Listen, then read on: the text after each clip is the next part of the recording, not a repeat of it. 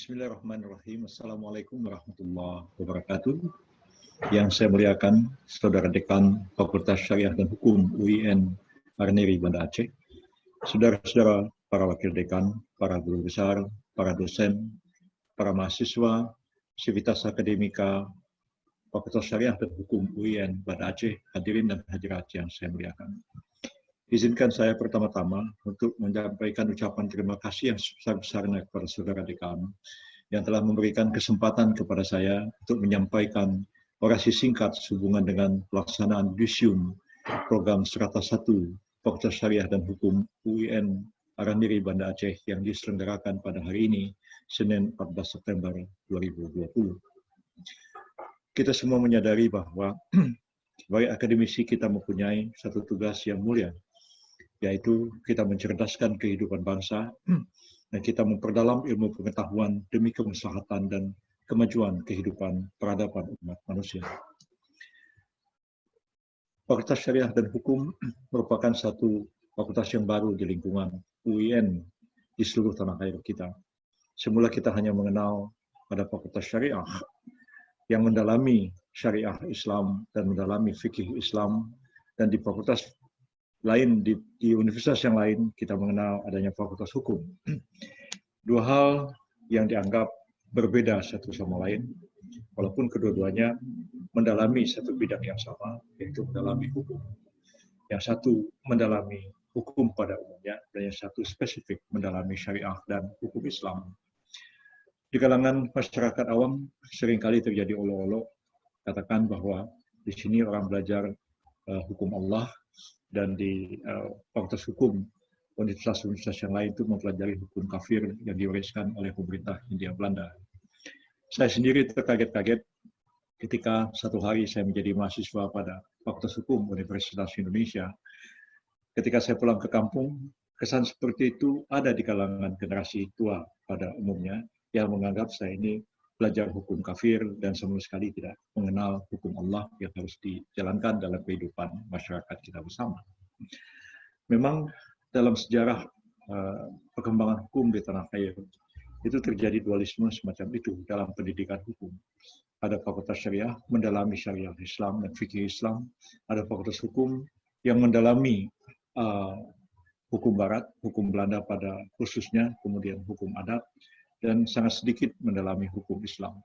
Sehingga yang terjadi adalah mereka yang mendalami syariah Islam dan fikih Islam di pesantren-pesantren sampai waktu kita merdeka sudah ada fakultas syariah, dan mereka yang mempelajari hukum yang berdasarkan tradisi dari Hindia Belanda dahulu, itu memang ilmunya tidak nyambung, tidak bersentuhan satu sama lain, sehingga terjadilah saling remeh-remehkan yang menganggap Anda ini hanya tahu hukum kafir Barat, hukum kafir Belanda, sementara lain mengatakan Anda ini hanya mendalami hukum fikih yang sudah ketinggalan zaman dan tidak relevan dengan perkembangan waktu.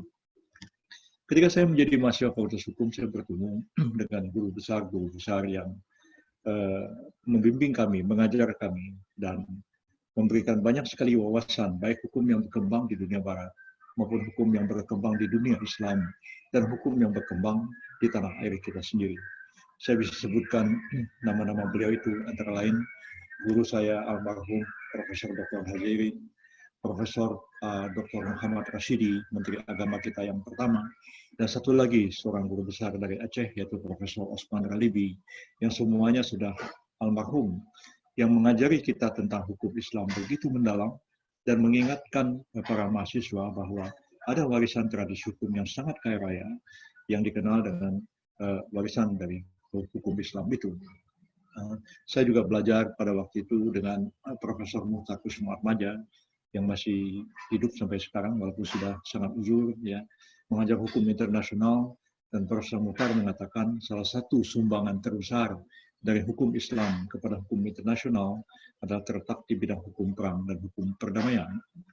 Dan kami selalu dididik oleh para guru besar ini.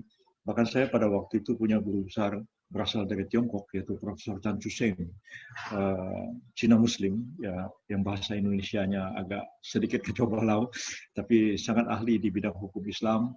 dan beliau yang mengatakan kepada kami bahwa Al-Quran itu adalah wahyu Allah yang dituangkan dalam bahasa puisi, tapi sekaligus adalah bahasa prosa. Sebagai puisi dia sangat indah, tapi tidak kehilangan konsistensi logisnya sebagai sebuah tulisan prosa. Nah, beliau-beliau ini sangat menekankan kepada kami bahwa generasi muda Fakultas Hukum Universitas Indonesia tidak hanya harus mendalami hukum yang berkembang di dunia barat, tapi juga harus mendalami hukum Islam, mendalami hukum adat. Dan ini ditekankan terus sampai kami menyelesaikan pendidikan S1. Ada guru besar kami juga, saya lupa sebutkan namanya, almarhum Profesor Muhammad Daud Ali, yang juga banyak sekali mengajarkan betapa pentingnya kita para mahasiswa mendalami hukum Islam. Dan kami memang lebih agak mempunyai banyak waktu untuk belajar dengan para profesor itu, dan alhamdulillah kami di samping belajar bahasa Inggris dan bahasa Belanda juga belajar bahasa Arab sehingga dapat membaca textbook hukum Islam di dalam bahasa Arab, dan kemudian melakukan komparatif, dan kita betul-betul yakin dan sadar bahwa ada warisan tradisi hukum yang sangat penting di dunia ini, yaitu warisan tradisi dari hukum Islam. Lebih-lebih dalam kehidupan masyarakat kita di Indonesia, pengaruh dari hukum Islam itu begitu besar dalam kehidupan masyarakat, ya, walaupun dinafikan oleh ahli-ahli hukum Belanda seperti Snoever-Brunje ataupun Van Vollenhoven atau yang lain-lain, yang mengatakan bahwa hukum Islam itu bukanlah hukum. Dia baru menjadi hukum kalau dia diresipir oleh hukum adat.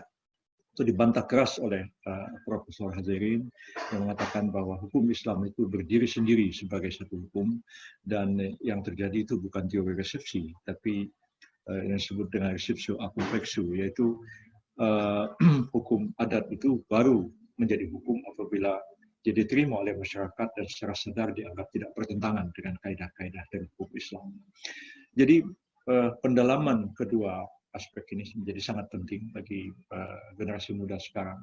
Tidak hanya belajar hukum Barat, tapi juga belajar hukum Islam, tapi juga belajar hukum adat. Ya, kebanyakan kita, ya, walaupun menjadi aktivis dari gerakan Islam, sangat menggebu-gebu dalam memperjuangkan Islam.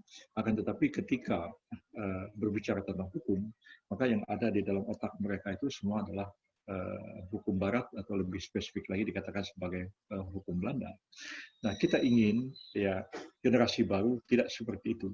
Mereka mendalami hukum Barat, tapi juga mereka mendalami hukum Islam dan mendalami hukum adat. Nah, saya akibat pengaruh dari para guru besar itulah, ketika saya menjadi Menteri Kehakiman dan HAM, itu merumuskan kebijakan yang diterima oleh pemerintah pada waktu itu di bawah pimpinan Presiden Megawati Soekarno Putri, bahwa dalam membangun hukum nasional kita itu, kita menjadikan 3 rujukan utama. Yang pertama adalah hukum adat, yang kedua adalah hukum Islam, dan yang ketiga adalah hukum eks-kolonial yang sudah kita terima sebagai hukum yang berlaku, dan yang keempat sebenarnya konvensi-konvensi internasional, baik yang sudah kita ratifikasi, kita adopsi, dan sebagainya, itu kita jadikan sebagai rujukan dalam membangun hukum nasional kita. Dan lahirlah generasi baru, insya Allah. Ya, saya mungkin generasi antara dari generasi tua dengan generasi muda sekarang yang mendalami hukum, ya, seperti itu, melihat ke Barat, melihat juga ke Islam, melihat juga kepada kaidah-kaidah hukum adat. Dan saya ingat betul satu ketika saya mengajukan rancangan undang-undang hukum, undang-undang advokat ke Dewan Perwakilan Rakyat, dan saya mewakili Presiden pada waktu itu. Pertama kalinya saya mencantumkan dalam salah satu pasal undang-undang advokat itu bahwa alumni Fakultas Syariah itu bisa menjadi advokat. Itu terjadi satu perdebatan sangat sengit di DPR, dan tim pemerintah, salah seorangnya almarhum Adan Buyung Nasution, itu tidak setuju, mengatakan mengapa Fakultas Syariah bisa jadi advokat. Saya katakan mereka juga belajar hukum adat, tapi juga belajar hukum yang berkembang di tanah air, mestinya bisa. Mereka bahwa mereka perlu tambahan, ya silakan. Ya, tapi mereka harus diterima untuk bisa juga menjadi advokat. Nah, akhirnya dengan voting pasal itu disahkan oleh DPR menjadi undang-undang, Dan saya mendengar belakangan terjadi perubahan di IAIN dan di STIN dan UIN, Fakultas Syariahnya berubah nama menjadi Fakultas Syariah dan Hukum. Dan saya tidak tahu apakah gelarnya Dr. Andes kalau dulu ya, ataukah sarjana hukum, ya mungkin sarjana hukum gelarnya. Dan saya sudah bertemu di pengadilan beberapa kali dengan advokat yang masih muda-muda, dan ketika saya tanya, Anda alumni dari mana? Mereka bilang, oh saya dari UIN Syarif Hidayatullah di Ciputat. Dan saya merasa sangat senang, dan advokat itu bilang, Bang, kami terima kasih sama Abang dulu yang mati-matian membela supaya alumni dari Fakultas Syariah bisa menjadi advokat, tidak hanya advokat di pengadilan agama, tapi juga advokat di peradilan umum, TUN dan sebagainya. Nah, saudara-saudara sekalian, sekarang ini kita melihat bahwa hukum Islam yang berkembang di tanah air kita ini sudah begitu complicated ya, begitu banyak kaidah-kaidah hukum Islam sudah diresipir ke dalam hukum nasional kita secara nasional. Secara spesifik ya 2 kali saya terlibat dalam membahas rancangan undang-undang tentang Aceh, yaitu pertama sekali adalah rancangan undang-undang tentang Nangguri Aceh Darussalam, dan kemudian terakhir adalah rancangan undang-undang tentang pemerintahan Aceh yang jelas-jelas di dalamnya mengatakan bahwa syariah Islam itu berlaku sebagai hukum di Aceh. Dan kalau saudara buka file perdebatan di DPR pada waktu itu, saya menjelaskan panjang sekali, barangkali sekitar 2 jam, untuk menerangkan bagaimana kita harus menerapkan syariah Islam itu dalam konteks sebuah negara modern, ya khususnya di Aceh, dan tidak akan terjadi tabrakan antara kaidah-kaidah hukum Islam dengan hukum nasional, ya apabila kita melakukan transformasi atau melakukan reform, pemikiran ulang terhadap hukum Islam, kaidah-kaidah dari syariah Islam itu untuk diterapkan guna memenuhi kebutuhan hukum masyarakat yang berkembang di zaman modern sekarang. Lebih-lebih sekarang ini ekonomi syariah berkembang, bank syariah juga, kemudian asuransi syariah dan lain-lain. Dan itu kewenangan menyelesaikan sengketanya diserahkan kepada pengadilan agama. Dalam praktek masih banyak sekali hakim-hakim pengadilan agama bingung ketika harus menyelesaikan sengketa misalnya antara nasabah dengan salah satu bank syariah yang berkembang di tanah air ini.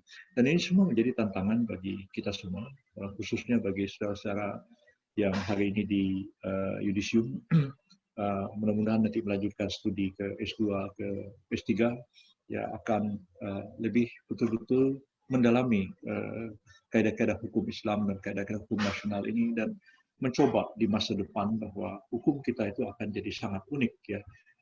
Hukum nasional kita itu merupakan perpaduan dari kaidah-kaidah dari syariat Islam, kaidah-kaidah hukum adat, kaidah-kaidah dari hukum Barat, ekskolonial Belanda, maupun juga hukum yang berkembang di dunia kontemporer sekarang ini. Dan itu semua menjadi tantangan bagi kita untuk membangun hukum, dan saya percaya para sivitas akademika, khususnya para guru besar dan para dosen di UIN, Araniri, Banda Aceh, itu akan sama-sama berupaya untuk mendalami kaidah-kaidah hukum Islam ini dan memikirkannya, ya, kemudian mentransformasikannya sehingga betul-betul dia akan menjiwai bagi perjalanan bangsa dan negara kita ke depan. Jadi ini bukan persoalan politik atau debat soal Piagam Jakarta atau debat soal apa, tapi kita harus mengakui bahwa hukum Islam itu adalah the living law. Hukum Islam adalah hukum yang hidup di tengah-tengah masyarakat, dan tugas negara sebenarnya bukan menciptakan hukum. Tugas negara itu sebenarnya adalah memformulasikan kaidah-kaidah yang berkembang di tengah masyarakat dan telah menjadi bagian daripada kesadaran hukum masyarakat itu sendiri. Dan saya berkeyakinan tidak saja di Aceh, tapi di tempat-tempat lain di seluruh tanah air kita, bahkan di Pulau Jawa yang oleh orang-orang Belanda itu selalu dikatakan orang Jawa itu tidak bisa menerima hukum Islam. Tapi dalam kenyataannya kalau kita mempelajari teks-teks hukum yang berlaku baik di Yogyakarta maupun di Surakarta, ya pengaruh hukum Islam terhadap hukum adat Jawa itu sudah demikian besarnya. Ya, tidak hanya di bidang tasawuf dan falsafah, tapi juga pengaruh dari hukum Islam terhadap hukum adat Jawa itu juga begitu besar.